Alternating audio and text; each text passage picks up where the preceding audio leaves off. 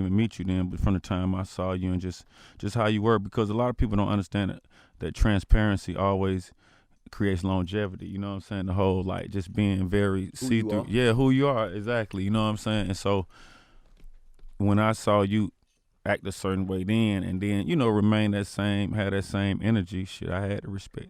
Man, I think another thing you just alluded to is something that, you know what I'm saying, many people don't know. Like, you went to college and played ball for real. Hmm. What school you went to? I went to Alabama State out of North Clayton. Yeah. I went to North Clayton and I started getting scholarship offers my junior year. So after my junior year, I grew. After my sophomore year, I grew. I became a little stronger, and I went to individual camps, and I probably was ranked. I don't know, maybe in the 40s or something. But I was ranked going into my junior year. Used to get letters, boxes of letters, after each practice, and then going into my senior year, Senior year. yeah, of North Clayton, Okay. I still never made a C, nothing, straight honor roll, and so What? I was asked to I ain't take a. take you as a homework doing that, nigga, man. Yeah, I did. I like used to sit on cars, like like be broke down cars. I sit on cars, my nigga, in the trap And do homework. and read a novel and make plays, and just like they'll come, I would serve J's from the car, and That I would what's I would up. like I would read the homework, and everybody thought, but this was before I rap, because I don't write raps. I'm kind of like, I remember phone numbers, like I Mm. have numbers that won't get out of my head. I have a photographic memory, a real photographic memory. It's not Okay. as good as it used to be because of all the smoking, which definitely affects your memory. And the age. Yeah, and the age. Yeah, exactly. And the money don't help. Yeah, but at this particular time, I was using the same thing in school, and didn't know that when I saw something or took notes, when I see it again later, I would remember it. Right. So it was time for me to take the SAT, and I've told this story, but it was time for me to take the SAT. You get chances to take it, many times to take it, and Right. I just felt like I didn't need but one chance to take it, because I felt like my test taking skills were up to par. Uh-huh. So Thursday night, I'm at the crib getting some nicks together to sell at school, like some nickel bags of weed. You know what I'm Right. saying? And I never forget this. So I ain't had no scale, and this, you already know, this a long time ago. And so the corner store, the racetrack didn't have no digi-scale, so I had to call Big Bo, Uh-huh. and this is a shout out to Big Bo, and get this. And this is on everything I love. I haven't used a triple beam scale since then. This is what my daddy used to use, and I just thought they were old fashioned, but Bo had a scale, so I took my little ounce, I broke it all down in nicks using his triple beam scale, which I later thought, like, this got to be a curse.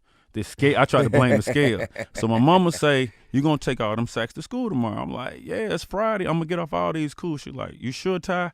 And I was like, "Yeah, I'm gonna take them." You know what I'm saying? Boom. I go to school. I'm driving. I go to school. I got this red polo jacket on. I never forget it. Some white polo chino pants, a little plaid shirt. I'm looking like it as always.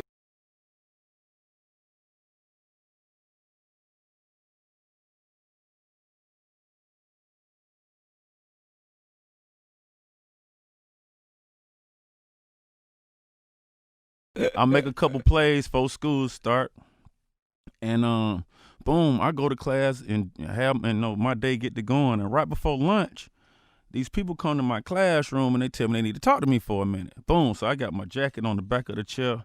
That this is a long time ago, because I'm having a beeper and I'm having the weed in You there. dig You know what what I'm I'm saying? saying? Yeah, so they come tell me, they say somebody said you sold them some marijuana. I was like, I don't sell marijuana. Like, this is crazy. Took me to the office. They had the little police at the office. Still played crazy. Went to my locker. Still played crazy. They ain't find nothing. So called my mama. She come up there with the crime act. We got this shit down. You know what I'm saying? We got it. We finna beat this. Shout out And to then- mom, by the way. and yeah, shout out to my mom. And then back in North Clayton, we had somebody that had committed suicide when I went to school, and then we had a murder in the parking lot. So it was one of the first schools in Atlanta where they installed cameras, Mm-hmm. and they didn't have metal detectors, but we had cameras first. So they rewinded when I first came to school and saw that I had on a jacket, and asked me what a jacket was. I never forget this story, because Shy might watch this. So my cousin Shy, he way older than me, but we used to trap together in apartments. We used to take turns going to Club Candlewood and hoop. So I'd be like, I'm gonna stay here and trap. You get, because Club Candlewood had the only hold court. So he'll be like, I'm gonna go hoop, and vice versa. So even then, I didn't. Even though I was naturally talented in basketball, it wasn't my central focus. I was really addicted to trapping and hustling and making a dollar. Yeah. You know what I'm saying? So fast forward to school, they like, wear that jacket. I brought that jacket for my cousin. I done just threw him in that motherfucker. I brought that bitch for my cousin. His girlfriend go here. They ain't even. I done gave that to. What's her name? I said, man, I can't even think of shorty name. Hey, little red motherfucker blanket. Them folks go back to that class. Everybody at lunch, the door locked. My red polo jacket sitting on the back. So I'm wait about 30 minutes. They call coming out with the jacket, pull the weed out. I go to saying, oh, I'm in handcuffs. Oh, hell no, shot, that ain't mine. Them folk done planted this shit on me. You know what I'm saying? They tried to plant this shit, try to kick that. They say, okay, cool. So they call my homeboy I be with all the time, Goat. They call him, you know, Corey, blah, blah, blah, come to the office. We need to holler at you too. So he come through the principal door. I said, what's going on? I turn and let him see my handcuff. Shout, they tell me we be selling weed, all this. He don't even let the door close. He turn around, run out the school. just leave. Boom, boom, boom. So One time for go. So when he leave, I'm like, damn, them folks say, boy, come on, you got to go. I'm that like, wasn't the time. Hey, man, you got to recognize, man, a good run be the bad stay any day now. You got to recognize that now. This is my exit. He hit.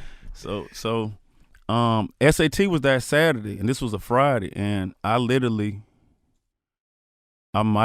don't know if I cried, but I was in a dark space. I was really hurt. It's all right, though, bro. Yeah. It's all right, No, I'm just really thinking. We don't tell each other, man. You know what I'm saying? That was a very traumatic experience, man. You on the road, the motherfucker trying to get to college. You got to take the SAT. Now here you in, caught a motherfucking weed case in school. Yeah, so. You know what I mean? Because I know you didn't come to school prepared to go to jail with no white chino pants, no plaid polo, and no polo jacket. I already know that. So man. That shit was goddamn, you know what I'm saying? That shit, it shook you up.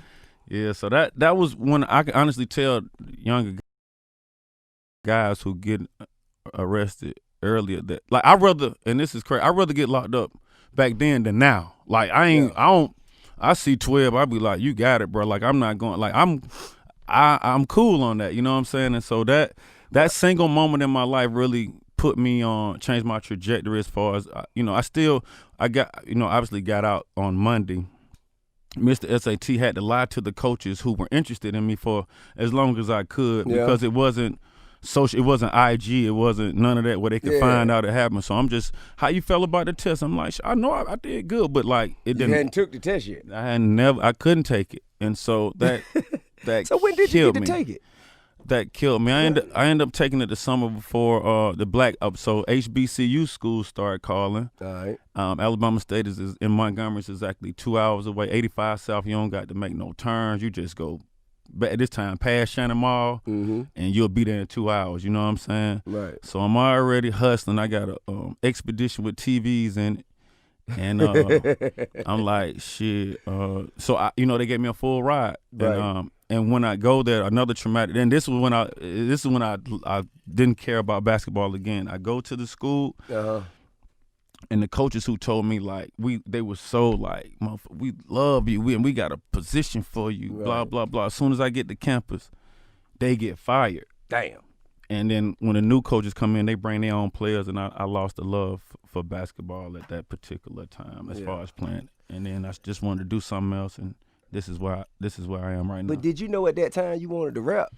No, but I know I could change the climate of a room. Like, I think people, and I could talk to you because you're successful. And we've had this conversation. You talked about when you were in school and you just like, you knew you was going to be a rapper. I already knew what it was I was going to do. I already knew. I was going to sell dope until the rap shit came. Yeah. I already knew that. So I didn't know I was going to be a rapper. Like Lil R.B. Lil Fate, like he dressed like a rapper. He wore headbands, baggy clothes, like he did all that. And I used to tell him, like, I want to hear you rap, bro. But I didn't know. I'm at the car wash and like they telling me, hey, 6ix9ine, hey Slim, why don't you freestyle for us? You know what I'm saying? And I'm like, I'm freestyling, and they say I'm hard, and I still haven't been in the studio. And this will happen, every 8-9 plays, somebody pull up, bro. Why don't you kick some shit, shawty? They say you be, and then somebody Jook and Shy, they gave me a chance, like to like go in the studio and do something. And this time, I'm from Atlanta, so. I'm a fan of like Kilo, Sammy Sam, the Hard Boys, Poison Clan, like all Memphis rap. You know what I'm saying? Yeah, all this, so the Diablo. So, but I hang around Dollar, who was very, he was definitely ahead of me because he was on Cool G rapping Wu-Tang, That's and right. even Jay-Z, Real and he hip-hop. was trying to tell me like, Real hip hop, yeah, son. yeah, but he trying to tell me, shawty, they trap too. You gotta listen, like how they say it different, Right. like, and I couldn't get over like how The Yo Son the of it kilo all. melodies and the Sammy Sam like abruptness in your face. That's why I had like. So Yeah. my first couple raps were more chanty on some 3. I might say some a couple. It wasn't really like bars, but Dollar could like. He was so eloquent how he flowed. You know what I'm saying? I just was like, I gotta tighten this up. So I started becoming more of a student. Then when I knew like this might be what I want to do, I started listening to a more wider range of artists. Right, and then that introduced you to the opportunity to be with Chris and Exactly. DTP. All that glued together, right? Yeah. So y'all had, you know what I'm saying, y'all had a run where y'all got there really at the threshold of success for the label. You know what I'm saying? He was, because you have to have artists to be. I think you have to have. I mean, even in y'all were knocking at the door now. You were Yeah. there. It just something didn't go all the way it needed to be for that shit to materialize 100%. And you know what I'm saying, even with the a lot of people don't know, you know what I'm saying, the whole shit between Grand Hustle and DTP, that shit started with me and another artist on DTP, which was 20. I-20, yeah. Yeah. So it started with us. He and I didn't like each other. I think partially because, you know, I was goddamn bold and arrogant enough to say I was the king of the South out in public all the time. And, you know, that got me into a lot of shit. Most of the shit, you know, was behind that. And he called up to the radio station when Ludacris was Chris Lover Lover, and then he had Poon Daddy with him. They was on from 6 to 10. Right. Hot 9-7. Off the net, right. You dig what I'm saying? Yeah, when the radio station was right on Old National, Right. so shit gon' get played. Yeah.